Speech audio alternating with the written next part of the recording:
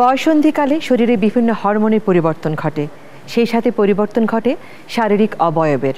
আর এই পরিবর্তনের সাথে তাল মেলাতে গিয়ে অনেক ক্ষেত্রেই কিশোরীরা নিজেকে গুটিয়ে নেয়, পড়ে যায় মানসিক সমস্যা নামক নীরব ভয়ঙ্কর আত্মঘাতী রোগের পাল্লায়। একটা মেয়ের বয়সন্ধিকালকে মনোবিজ্ঞানীরা সবচেয়ে বেশি সংকট বা সময় বলে মনে করেন। এ সময় তার মানসিক অবস্থার পরিবর্তন এত দ্রুত হয় যে বাড়ির লোকজনও সেই পরিবর্তনের সঙ্গে তাল মেলাতে হিমশিম খেয়ে যায়। আর এটাও কিন্তু আরেক বিপত্তির কারণ হয়ে দাঁড়ায়। কিশোরী মেয়েটি মনে মনে ভেবে নেয় তাকে কেউ বোঝে না, আর এই ধারণা থেকে ধীরে ধীরে জন্ম নেয় বিষণ্ণতা, হঠাৎ রেগে যাওয়ার প্রবণতা, অস্থিরতা, অহেতুক আতঙ্কগ্রস্ত হওয়া, পড়ালেখায় মন না বসা, সন্দেহবাতিক হয়ে পড়া, আস্থাহীনতা, হীনমন্যতা, নিজেকে গুটিয়ে ফেলা, দুঃখে বিলাসী হওয়া, অহেতুক অপরাধ বোধে ভোগা। অনেক ক্ষেত্রে এ সময় কিশোরীর মনে নানা অপরাধ প্রবণতা দেখা দেয়। আবার অনেকে এ সময় প্রচণ্ড আবেগপ্রবণ হয়ে ওঠে। অস্বাভাবিকভাবে প্রেমে পড়াও কিন্তু এ সময়ের একটা স্বাভাবিক ঘটনা।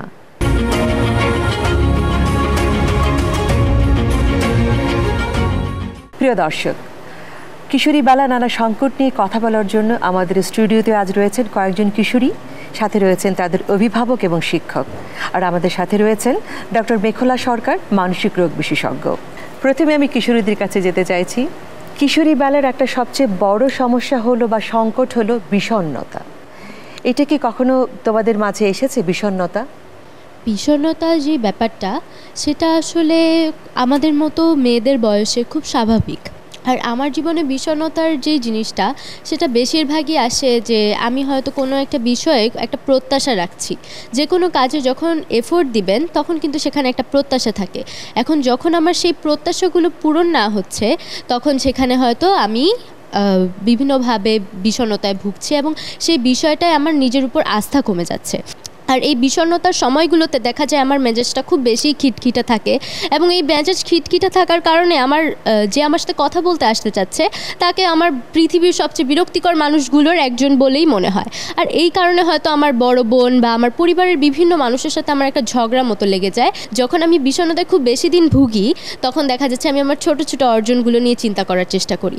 জানি না কতটুকু কাজ হয়, কিন্তু আমি চেষ্টা করি। আচ্ছা, আমরা এবার অভিভাবক আপনার কাছে আসতে চাইছি। সেটা হচ্ছে, এই সময় দেখা যায় যে কিশোরী বেলার মেয়েদের মধ্যে ওরা হঠাৎ রেগে যাচ্ছে, আবার হঠাৎ খুব উচ্ছ্বসিত হচ্ছে, আবার হঠাৎ দেখা যায় কথাই বলছে না, একেবারে চুপচাপ থাকছে। মানে আমরা যেটাকে বলতে পারি যে মুড সুইং করা। হ্যাঁ, এই বয়সে কিন্তু এই জিনিসটা খুব বেশি হয়ে থাকে। আপনি কি আপনার মেয়ের আচরণে এ ধরনের কোনো কিছু লক্ষ্য করেছেন? আমার মেয়ের আচরণে আমি মাঝে মধ্যেই লক্ষ্য করি যে ওর মুড সুইং জিনিসটা হচ্ছে। বেশিরভাগ ক্ষেত্রে দেখা যায় ও যখন অনেকক্ষণ কোনো ডিভাইস নিয়ে কাটাচ্ছে, তখন আমি যখন ওর কাছ থেকে ডিভাইসটা নিয়ে যাচ্ছি, তখন সে মন খারাপ করে, অথবা অনেক সময় আমার উপর রেগেও যায়। তো আবার দেখা যায় যে ওর ছোটো ভাইয়ের সাথে যদি কখনো কোনো বাকবিতণ্ডা হয়, তখন আমি ওর ছোটো ভাইকে সাপোর্ট করলে তখন ও আমার উপর অনেক বিরক্ত হয়, অনেক সময় কান্না করে দেয়। এই ধরনের যে ঘটনাগুলো ঘটে, তখন আমি ওর মধ্যে মুড সুইং জিনিসটা পেয়ে যাই। এই যে আমার কাছে মনে হয় যে কথাগুলো বলেছে বোধহয় আনিলার আম্মু।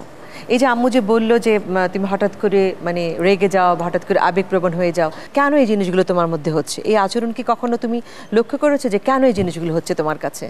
হঠাৎ করে রেগে যাওয়া বা আমার হঠাৎ করে মন খারাপ হয়ে যাওয়া, বেশিরভাগ ক্ষেত্রে যে আমার ক্ষেত্রে এটা হচ্ছে যে আমি এরকম হঠাৎ করে রেগে যাচ্ছি বা আমার খুব মন খারাপ হয়ে যাচ্ছে, আমি এটা নোটিস করতে পারি না।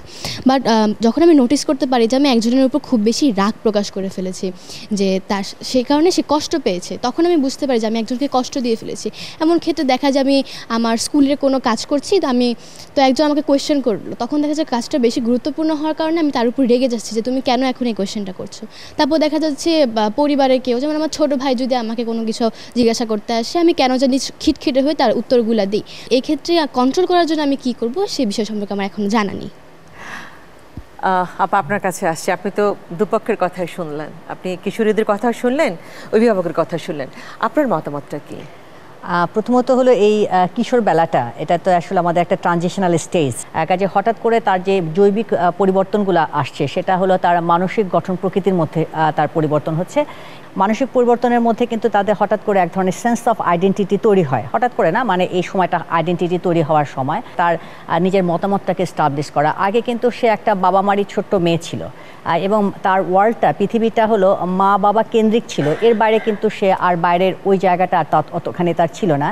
এই বয়সে তার কিন্তু ডিমান্ডগুলো অনেকখানি নতুন তৈরি হয়, এর মধ্যে তার এক ধরনের স্বাধীন চেতা মনোভাবও তৈরি হয়, অর্থাৎ তার সেন্স অফ ইন্ডিপেন্ডেন্সের কারণে প্রত্যেকটা জিনিসই কিন্তু সে নিজে থেকে করতে চায়, অর্থাৎ হলো তার নিজের জিনিসটা সে নিজে চয়েস করতে চায়, নিজের মতন করে খেতে চায়, নিজের মতন করে পড়তেও চায়। এবং এর বাইরে হলো তার যে ইমোশনাল যে জায়গাটা, যে অর্থাৎ আমাদের আবেগের ব্যাপারটা, যেটা আমাদের হাসি, রাগ, দুঃখ, এই সব কিছুর হলে ইন্টেন্সিটিটা, তীব্রতাটা কিন্তু আর ঠিক বাল্যকালের মতন থাকে না। এটা দেখা যায় যে তার রাগ হলো প্রচণ্ড রাগ, ঘৃণা হলো প্রচণ্ড ঘৃণা, আবার আনন্দ হলো খুব উচ্ছ্বাস, যার জন্য বলা হয় এই সময়টা হলো একটা অসাধারণ সময়, সবচেয়ে সুন্দরতম সময়। তো এই যে নতুন নতুন ডিমান্ডগুলো তার আসছে, তার লাইফে হঠাৎ করে আসছে, এই একটা ছোট বাচ্চাও কিন্তু ঠিক সেও সেভাবে কোপ আপ করার জন্য, এটা অ্যাডজাস্ট করার মতন তার অতখানি মেন্টাল ম্যাচুরিটি কিন্তু থাকে না, যার কারণে তার স্ট্রেস হয়, অ্যাংজাইটি হয়, ডিপ্রেশন হয়। এবং অ্যাংজাইটি ডিপ্রেশনের কারণে ও যেটা খুব সুন্দর করে বললো, তার মধ্যে মাঝে মাঝে খিটখিটে হয়, মাঝে মাঝে অকারণে মন খারাপ, মাঝে মাঝে নানা কিছু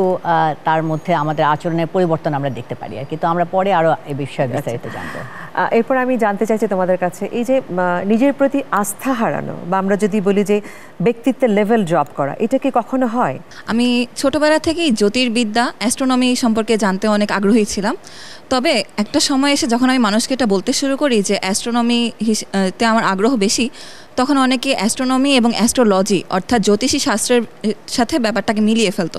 তখন অনেকে আমাকে ভণ্ড বলে অনেকে পরিচয় দিয়েছে যে জ্যোতিষী শাস্ত্র এগুলো তো তোমার জানার কোনো দরকার নেই। তখন নিজের উপরে থেকে আমি আস্থাটা কিছুটা হারিয়ে ফেলি যে জ্যোতির্বিদ্যাকে যদি মানুষ বুঝতেই না পারে, আমি কি করতে চাই সেটা যদি মানুষ বুঝতে নাই পারে, তখন সেক্ষেত্রে আমার এই কাজের উপরে আমি কীভাবে আস্থা থাকে, এই বিষয়টা নিয়ে আমি অনেক দ্বিধাদ্বন্দ্বে ছিলাম। পরবর্তীতে আবার গত 4-5 মাস আগে একটা অলিম্পিয়াডে দিয়েছিলাম, জ্যোতির্বিদ্যা বিষয়ক অলিম্পিয়াড। তবে সেখানে জাতীয় পর্যায়ে আমি প্রথম 50 জনের ভিতরে স্থান অর্জন করতে পারিনি। সে বিষয়ে আমি আরও অনেক ভেঙে পড়েছিলাম যে হয়তো জ্যোতির্বিদ্যা আমার জন্য নয়। তো সেক্ষেত্রে এখনও আস্থাটা হারিয়ে গিয়েছে। জ্যোতির্বিদ্যা নিয়ে কাজ করার ইচ্ছা ছিল, কিন্তু বর্তমানে জ্যোতির্বিদ্যাকে অনেকটা অপছন্দের বিষয় বলে মনে হচ্ছে। অনেক ধন্যবাদ। আমি এবার আরেকটা প্রশ্ন করতে চাইছি তোমাদের কাছে, সেটা হচ্ছে যে হয় না বাসায় বাবা মার মধ্যে ঝগড়া হলো কিংবা হয়তো একটা সমস্যা তৈরি হলো, তো তখন তুমি নিজেকে কতটা দায়ী মনে করো যে এই ঝগড়াঝাটি, বাবা মার ঝগড়াঝাটি বা আমাকে নিয়ে কোনো সমস্যা তৈরি হচ্ছে, এটার জন্য বোধহয় আমিই দায়ী, আসলে কতখানি দায়ী মনে করো তোমরা? আসলে আমার বাবা মা দুজনেই কর্মজীবী, তো অবসর সময়টুকু আমি একাই থাকি। তো দেখা যায় আমার বাবা মা আশা করেন যে যখন তারা বাসায় ফিরবেন দেখবেন যে আমি পড়ালেখা করছি কিংবা এমন কোনো কাজ করছি যেটা আমার জন্য ভালো হবে, কিন্তু সেই সময়টা ইচ্ছাকৃতভাবে কিংবা কাকতালীয়ভাবে দেখা যায় আমি গান শুনে কিংবা ছবি দেখে বন্ধুদের সাথে কথা বলে নষ্ট করছি। তো তখন একটা বাসার মধ্যে হইচই একটা মানে লেগে যায় যে এটা কেন হচ্ছে। তখন বাবা মার মধ্যে একটা মনোমালিন্য হয়, দেখা যায় একে অপরকে দোষারোপ কিংবা অনেক কথা সৃষ্টি হয়। তখন নিজেকে দোষী মনে হয়, দায়ী মনে হয়। যদি আমি সেই সময়টা তাদের যেটা আশা ছিল সেই অনুযায়ী যদি কাজটা করতাম, তাহলে মনে হয় এই সমস্যাটা তৈরি হতো না।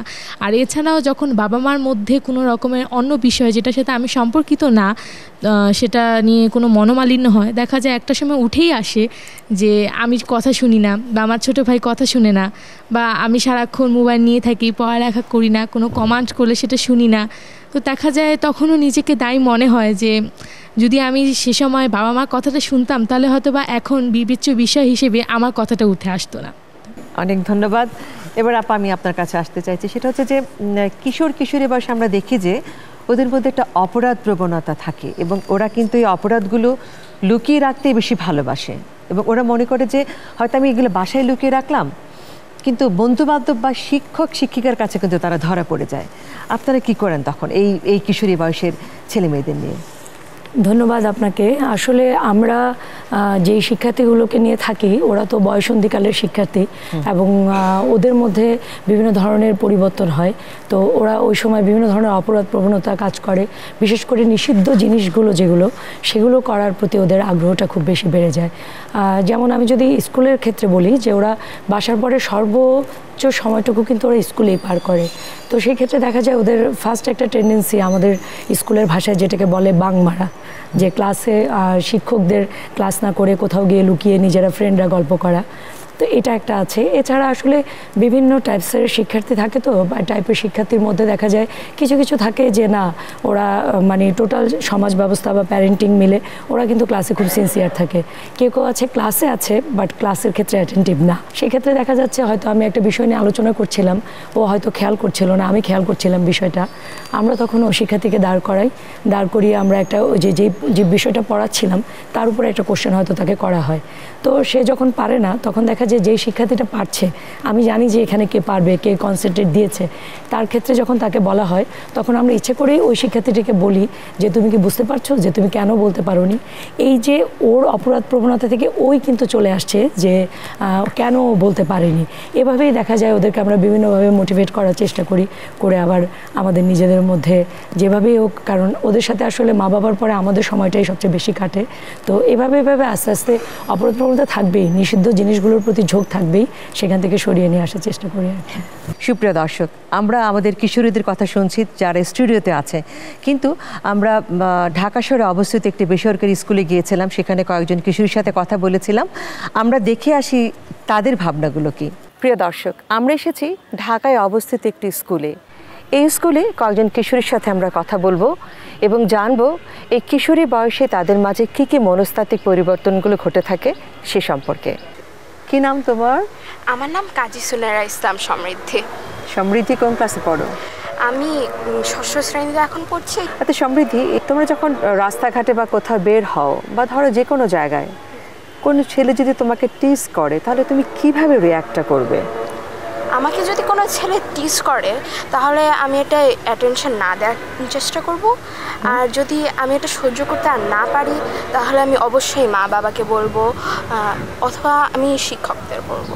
এই যে জীবনে রিয়েলিটি এবং ফ্যান্টাসিজম কোনটা তোমার কাছে বেশি ভালো লাগে? A fantasy is just an imaginary world. It's not real. Even if we spend years there, we won't accomplish anything. We won't get any further in life. But in reality, if we stay in reality, if we keep our mind on the future and on the present, then we can work hard and create a good life for ourselves. কেউ যদি তোমার কোনো কথা বুঝতে না চায় বা শুনতে না চায় তাহলে তুমি কিভাবে রিঅ্যাক্ট করো? আসলে যখন আমরা কাউকে কিছু ব্যাখ্যা করে বলার চেষ্টা করছি তখন যদি ওরা বুঝতে না চায় বা বুঝতে না পারে তখন একটু হলেও রাগ আসে, কিন্তু রাগটা আসলে বেসিক্যালি নিজের উপরে আসে প্রথমে, কারণ তখন আমাদের মধ্যে একটা ইনসিকিউরিটি কাজ করে যে আমরা কি আসলে বোঝাতে পারছি না, অর্থাৎ আমাদের কি কোথাও কোনো ক্ষয় হয়ে রয়ে যাচ্ছে নাকি। বাসায় যদি কোনো গেস্ট আসে তোমরা কেমন যেন নিজেদের গুটিয়ে থাকতে ভালোবাসো, এরকম কি কখনো হয়েছে তোমাদের সাথে? এই জিনিসটা আমি আমার ছোট বোনের মধ্যে দেখি। সে কিছুটা বলতে গেলে একটু ইন্ট্রোভার্ট টাইপের হয়ে যায়। ওর বিষয়ে একটা ইনসিকিউরিটি কাজ করে যে আদৌ তাকে কি সবাই মেনে নিবে, মানে একজন মেয়ে হিসাবে সে কি পারফেক্ট, বা তার ক্যারেক্টারিস্টিক্স কি সেই মানুষের পছন্দ, বা তার পার্সোনালিটি কি ওই মানুষদের সামনে প্রেজেন্ট করার মতো নাকি না, সেই বিষয়ে একটা ইনসিকিউরিটি ওর মধ্যে কাজ করে, যার কারণেও মানুষের সামনে নিজেকে প্রেজেন্ট করতে তেমনটা পছন্দ করে না। এতক্ষণ আমরা শুনছিলাম তোমাদের মতো ওরাও কিশোরী, ওরা আমাদের অনেক কথা শেয়ার করেছে। এবার আবার তোমাদের কাছে আসতে চাইছি, সেটা হচ্ছে যে কখনই কি তোমাদের মনে এরকম এসেছে যে আমি একটা অপরাধ করেছি, বা অপরাধমূলক কোনো চিন্তা কি তোমাদের মনে এসেছে? সবসময় তো এগুলো হয় না, বাট সামটাইমস যদি বিদ্যালয়ের ক্ষেত্রে সেটা আমি বলতে চাই যে সামটাইমস মনে হয় যে আমাদের যেটা ল্যাঙ্গুয়েজ, যে বাঙ্ক মারি বা টিচার ক্লাসে কথা বলছে তো আমি এটা না শুনলাম, বা টিচারকে ইরিটেট করা। তারপর বাসার ক্ষেত্রে যদি বলতে, বাসায় মাঝে মধ্যে মনে হয় যে আমি যদি আম্মুর কথা একটু না শুনি তাহলে কী বা হবে, বা আমি এখন একটু বাইরে গিয়ে ঘুরে আসি তাহলে তার কিছু হবে না, আমার কিছু হবে না, আমি নিজের দায়িত্ব নিতে পারবো। বাট এটা যদি আমি নিজে তারপর চিন্তা করি যে আসলে কি এটা করা ঠিক হবে নাকি, কারণ আমার স্কুলে আমার একটা অবশ্যই আমার একটা রেপুটেশন আছে, আমার শিক্ষকরা আমাকে নিয়ে অনেক এক্সপেক্ট করে, তো আমি যদি এরকম আচরণ করি তাহলে কিন্তু তারা সেটা ভালোভাবে নিবে না এবং তারা আশা হতে হবে। আর আমার পরিবারের লোকজন আমার কাছ থেকে অনেক কিছু আশা করে, যে আমাকে দিয়ে তারা অনেক এক্সপেক্ট করে, তো আমি যদি এরকম দিকে চলে যাই তাহলে তাহলে তারা অনেক কষ্ট পাবে। তো সেসব কথা বিবেচনা করে আমি এসব দিক থেকে দূরে সরে আসি। আরেকটা প্রশ্ন করতে চাইছি, এই যে যদি তোমাদের বলা হয় যে তোমাদের পরিবারের মধ্যে এমন একটা জিনিস যেটা তোমরা একদমই সহজে পাল্টে ফেলতে চাও, কোন জিনিসটা সবার আগে পাল্টাবে? আমি পাল্টে ফেলতে চাইবো আমার বাসার পরিস্থিতি। যে কালকে একটু যদি ঘটনা বলি, আমার ভাইয়ের সাথে আমার একটু ঝগড়া হলো। তো তখন যেটা হলো যে ও যেহেতু কেঁদে দিয়েছে, তো সবাই ওর কথাটাই শুনলো, কিন্তু আমার কি মতামত সেটা শোনা হলো না। তখন দেখা গেলো সেই অনুযায়ী একটা ডিসিশন না হলো, একটা শাসন হলো। তো আমি চাই আমার বাসার পরিস্থিতিটা মানে কিছু ক্ষেত্রে বদলে দিতে, যাতে কিনা এরকম আর পরিস্থিতি তৈরি হলেও আমাকে যাতে শুধু শাসন করা না হয়, কিংবা আমাকে যাতে শুধু দোষারোপ করা না হয়। এ বিষয়ে আর কি বলবে বলো? আমাদের যে বাসার যে জিনিসটা আমরা বদলাইতে চাই সেটা হচ্ছে, আমাদের বাসায় যেমন আমার বড় বোন আছে, তো বড় বোনও আমাকে বেশ সাহায্য সহযোগিতা করার চেষ্টা করে, কিন্তু দেখা যাচ্ছে আমি যেহেতু বাসার ছোট মেয়ে, তো সেখানে আমার দ্বারা অনেক ভুল হয়ে যায়। এখন সেই ভুলগুলা যাতে আমি না করি সেই এক্সপেকটেশনটা কিন্তু আমার বাবা মা রাখে। এবং পড়ালেখার দিক দিয়ে যদি বলে থাকি, তাহলে আমার বাবা মা এবং আমার ফুল ফ্যামিলি আমাকে পড়ালেখার দিক দিয়ে বেশ উন্নত দিকেই চিন্তা ভাবনা করে, এবং সেই জিনিসটাই চিন্তা করে যে আমি হয়তো খারাপ কিছু করব না। এখন সেই এক্সপেকটেশনটা আমি রাখতে চেষ্টা করি। এখন আমি চাই যদি কখনো আমার ভুল হয়ে যায়, যেমন যেহেতু ছোট বাচ্চা, তো বাসায় অনেক কিছু দেখা যাচ্ছে আমি হারিয়ে ফেলতেছি, কিন্তু সেই হারানোটার জন্য মাঝে মাঝে দেখা যাচ্ছে আম্মুর মেজাজ আগে থেকে খারাপ, তো সেখানে গিয়ে আম্মু আমাকে একটা বকা দিচ্ছে, সেখান থেকে গিয়ে বাবা একটা বকা দিচ্ছে, দেখা যাচ্ছে আমার বোন সেটা ট্যাকেল দিচ্ছে কোনোভাবে। আমি চাই আমি যে কোনোভাবে যে কোনো পরিস্থিতিতে যাতে ঠিকভাবে থাকতে পারি সেই চেষ্টা তারা করে। হ্যাঁ, তারা করে, এবং আমি চাই এই জিনিসটা যাতে সারা জীবন থাকে। আর কি কেউ বলবে এই ব্যাপারে? যদি কোনো কিছু পাল্টে দেওয়ার কথা আসে, তাহলে আমি বলবো মানুষের যেন অতিরিক্ত প্রত্যাশা বা প্রত্যাশার আধিক্যটা যেন পাল্টে ফেলা হয়। কারণ পরিবারে আমি আমার বড় বোন এবং ছোট বোনের ক্ষেত্রে এটা লক্ষ্য করেছি, আমার জন্য প্রত্যাশাটা মানুষ কম করতো বিধায় আমি সেক্ষেত্রে কিছুটা বেঁচে গিয়েছি। আর বড় বোনের ক্ষেত্রে তাকে গণিতের তার দক্ষতা বেশি থাকার কারণে বিভিন্ন অলিম্পিয়াডে তার প্রতি প্রত্যাশাটা বেশি ছিল যে সে হয়তো জাতীয় পর্যায়ে প্রথম বা দ্বিতীয় স্থান অর্জন করতে পারবে, কিন্তু অনেক সময় দেখা গিয়েছে সে চতুর্থ বা পঞ্চম বাছাইয়ের পরে আর সেখানে টিকতে পারেনি। পরিবারে অনেকে তার উপরে আশাহত হয়েছিল যে এমনটা কেন হলো, সেক্ষেত্রে তার কিছুটা আমি দেখেছি যে সে বিষণ্ণ হয়েছে। মানে তোমার কাছে অতিরিক্ত প্রত্যাশাটা একদমই পছন্দ না। আপনি বলেন এবার। না, আমি তো বলবো ওরা খুব মানে স্মার্ট সব ছেলেমেয়েদের কথা শুনছি আর কি, তো খুব স্বাভাবিক যেটা ওনারা বললো। এবং এই বয়সে এগুলো কিন্তু এক ধরনের একটু চাপই। হ্যাঁ, প্রত্যাশা অবশ্যই বাবা মা করবে, কিন্তু সেটা যেন হলো এক ধরনের, সেটাও একটা ব্যালেন্স থাকে। হ্যাঁ, সেটা যেন চাপ না হয়ে ওঠে। এবং অনেক ক্ষেত্রে কি আমরা বাবা মারা প্রত্যাশাটা কিন্তু ঠিক পড়ালেখা কেন্দ্রিক করি, বা এমন এমন প্রত্যাশার জায়গাগুলো যেটা হলো কঠিন তার অ্যাচিভ করা। তা আমি বলবো হলো পড়ালেখার সাথে সাথে কিছু জায়গায় একটা বাচ্চা কিন্তু যখন হলে এই অ্যাডোলেসেন্ট এইজে যে বেড়ে ওঠা, পড়ালেখা তার মেইন জব, কিন্তু আরও কিছু কিন্তু এ সময় তার তৈরি হয়, যেমন তার সামাজিক স্কিল তৈরি হয়, মানুষের সাথে মেলামেশা, বন্ধুত্ব তৈরি করার ক্ষমতা, অন্যের সাথে শেয়ার করার ক্ষমতা, ইমোশনাল জিনিসগুলোকে কন্ট্রোল করার ক্ষমতা, আত্মবিশ্বাসের জায়গাটা, এই সবই কিন্তু তৈরি হয়। এই জায়গাগুলো কিন্তু আমাদের ঠিক সেভাবে প্রত্যাশা থাকে না প্যারেন্টসদের, এবং এই জায়গাগুলো তারা অ্যাচিভও যখন করে, যে মেয়েটি খুব ভালো বন্ধুত্ব করতে পারছে, অন্যদের সাথে খুব ভালো মিলেমিশে চলতে পারছে, ঝগড়াঝাটির সাথে সাথে আবার সেটা নিজে থেকেই মিট আপ করে মিলিয়ে ফেলতে পারছে, এগুলো নিয়ে কিন্তু আমরা কখনো তাদেরকে কোনো মানে কোনো প্রশংসাও করি না, সেটাকে অ্যাড্রেসও করি না।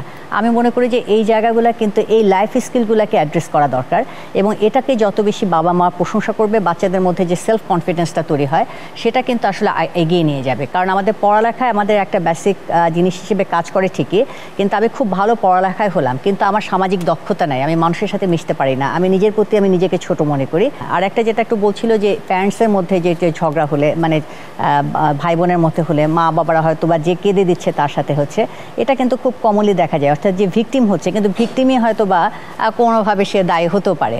তো সেক্ষেত্রে আমি বলবো হলো মানে সিবলিংয়ের মধ্যে ঝগড়াঝাটি হলো, এটা বাবা মা নিজেদের কাঁধে না নেওয়া, এটা হলো তোমরা ঝগড়াঝাটি করছো, এটা তোমরা নিজেরা মিট আপ করো। আমি বলবো হলো একেবারে গায়ের রক্ত বের করা না পর্যন্ত এটাতে বাবা মা ইন্টারভেনশন না দেওয়া। এটা একটা হয় হলো যখনই যে পক্ষের আসলে তার সাইড নিচ্ছে প্যারেন্টস, এক ধরনের সিবলিং জেলাসি তৈরি হয় কিন্তু। তো সেক্ষেত্রে আমি বলবো হলো কারো পক্ষ না নিয়ে প্যারেন্টসের এসব কিছু কিছু জায়গায় প্রবলেমগুলা এগুলা নিজেদেরই হলো সলভ করতে দেওয়া উচিত। কিছু ক্ষেত্রে হয়তো বা একটা জায়গায় সে লাস্টে ইন্টারভেন করতে পারে, কিন্তু প্রথম দিকে কিন্তু নাহলে তার প্রবলেম সলভিং স্কিলটা অত ভালো তৈরি হয় না। আমরা শিক্ষক আপনার কাছে সবশেষ একটা প্রশ্ন করব যে এই সময় কিশোরী বয়সে কিন্তু দেখা যায় যে মেয়েরা বা ছেলেরা লেখাপড়ায় প্রচণ্ড অমনোযোগী, তারা পড়তেই চায় না।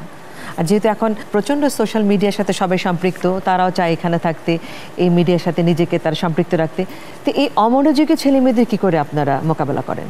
এখানে একটা শিক্ষকের আসলে অনেক ভূমিকা, কেননা একজন শিক্ষকের সাথে একটা শিক্ষার্থীর সম্পর্কটা কিন্তু রেসপেক্ট উইথ লাভ। শিক্ষককে ভালোবাসতে হবে, সাথে রেসপেক্টটা থাকতে হবে। যেমন আমি যখন একজন শিক্ষক হব, অ্যাজ লাইক এ হ্যামিলনের বাসিওয়ালা, ওরা আমার প্রতি এতটা ডিভোটেড থাকবে, মোটিভেটেড থাকবে, আমি ওদেরকে পড়াটাকে আকর্ষণীয় করে তোলার জন্য কি কি করতে পারি, কতটা ইফেক্টিভ করতে পারি, এবং ওদের ভিতরে এই রেসপন্সিবিলিটিটা গ্রো করতে পারি যে আমার আপাকে আমি ভালোবাসি, আমার আপার জন্য আমি কাজটা করব। এবং বেসিক্যালি এটা নট আপার জন্য, নট মা বাবার জন্য, আমার জীবন সেটা আমাকে সার্ভাইভ করতে হবে। এই বোধটা যখন ওদের ভিতরে চলে আসবে, রেসপন্সিবিলিটি যেই কথাটা, দায়িত্ববোধটা, তখন কিন্তু আর ওকে চেপে কিছু করাতে হবে না। আর যখনই চাপ থেকে সরে আসবে, রিল্যাক্স হয়ে কাজ করবে, বোধ থেকে, দায়িত্ববোধ থেকে, তখনই কিন্তু কাজটা ফ্রুটফুল হবে। আমরা সাধারণত এটাই চেষ্টা করি যে কীভাবে আকর্ষণীয় করা যায়। আমরা মানুষের একেবারে শেষ পর্যায়ে চলে এসেছি, তো আপনি তো সবার জন্য বললেন, তো যারা টিভি সেটের সামনে আমাদের আজকের অনুষ্ঠানটি দেখছে, যেসব কিশোরীরা বা যেসব কিশোরী বাবা মারা, তাদের জন্য আপনি ছোট্ট করে কিছু বলেন। আচ্ছা, আমি বলবো হলো এই মানে কৈশোর বয়স কিন্তু একটু স্ট্রেসফুল, আপনি অনেক নতুন নতুন পরিবর্তনের মধ্যে দিয়ে যাবে। তো প্রথমত হলো মানে বাচ্চাকে হলো যেটা মেইন জায়গাটা হলো তার সাথে সম্পর্কের ভিত্তি হবে কিন্তু মিউচুয়াল রেসপেক্ট। সন্তানই খালি রেসপেক্ট করবে তা না, এই সময়টা কিন্তু হলো বাবা মার কাছ থেকে সে রেসপেক্টফুল আচরণটাও হলো সে প্রত্যাশা করে। কাজে অনাকাঙ্ক্ষিত যদি আমাদের আচরণ করা হয়, সে আচরণগুলোকে যদি খুব লিমিট ক্রস না করে, বেশিরভাগ ক্ষেত্রে আমি বলবো এটা ইগনোর করা ভালো। এবং যদি আসলে লিমিট ক্রস করে যে আসলে এটা খুব শাস্তিযোগ্য অপরাধ, সেখানে সরাসরি করে তার সাথে নেগেটিভ কথা না বলে, অর্থাৎ তাকে ছোট করে কথা বলা, শাস্তি দেওয়া, সেটা না করে সাময়িকভাবে তাকে কিছু সুবিধা কমিয়ে ফেলতে পারা যায়। অর্থাৎ হলো আমি বুঝিয়ে দিলাম যে আমি জিনিসটা পছন্দ করছি না। দ্বিতীয়ত হলো তার যে পজিটিভ যে কোয়ালিটিগুলো আছে, সেটা যে কোনো পড়ালেখা থেকে শুরু করে যা কিছু আছে, সেটাকে কিন্তু হলো তাকে অ্যাপ্রিসিয়েট করা। যে কাজে আসলে আপনি প্রশংসা করবেন, মনোযোগ দিবেন, সেটা কিন্তু বাড়বে। কাজে আমরা শুধুমাত্র পড়ালেখার সাথে সাথে অন্যদের সাথে মেলামেশা, অন্যান্য সামাজিক যে স্কিলগুলো, বাসায় থেকে গেস্ট আসতে তাকে মানে কিছুটা তার সাথে ইন্টারাক্ট করা, সেটাও কিন্তু আমাদের একটা পজিটিভ কোয়ালিটির অংশ। এবং হলো বয়স অনুযায়ী প্রত্যেকে একটু একটু করে দায়িত্ব দেওয়া, এবং কখনোই যেটা করা উচিত না, তার মন ছোট হয় এমন কোনো কথা বলা, তাকে তুলনা করা, আর এক বাসার মেয়ে কী করেছে, তুমি কতটুকুন করতে পারোনি, এই যে নিজেকে সবসময় তার খুঁতগুলো দেখিয়ে দেওয়া, এটা কিন্তু বাচ্চার সেলফ এস্টিম লো হয়ে যায়। সেলফ এস্টিম লো হয়ে গেলে কিন্তু সে খুব বেশি আসলে সামনে এগোতে পারবে না, এটা আমাদের সবসময় মাথায় থাকা উচিত। কাজে তাদের ইন্টারাকশান তেমনই হবে, তার যাতে সেলফ এস্টিম বুস্ট আপ হয়, কিন্তু একই সাথে সে যা চাবে তাই কিন্তু অবশ্যই তা না। আর এটা হলো বাবা মা যেটা লিমিট করবে সেটাই থাকতে হবে, কিন্তু সেটা তার সাথে রেসপেক্টফুলি, তার সাথে নেগোসিয়েশনের মধ্যেই সেই জিনিসটা অ্যাডপ্ট করতে হবে। আপনাদের সবাইকে অনেক ধন্যবাদ, তোমাদের সবাইকে অনেক ধন্যবাদ। আমরা চেষ্টা করেছি তোমাদের কিশোরী বয়সের সমস্যাগুলো নিয়ে কথা বলার জন্য এবং কিভাবে সমাধান দেয়া যায় আমরা চেষ্টা করেছি। সবাইকে অনেক অনেক ধন্যবাদ।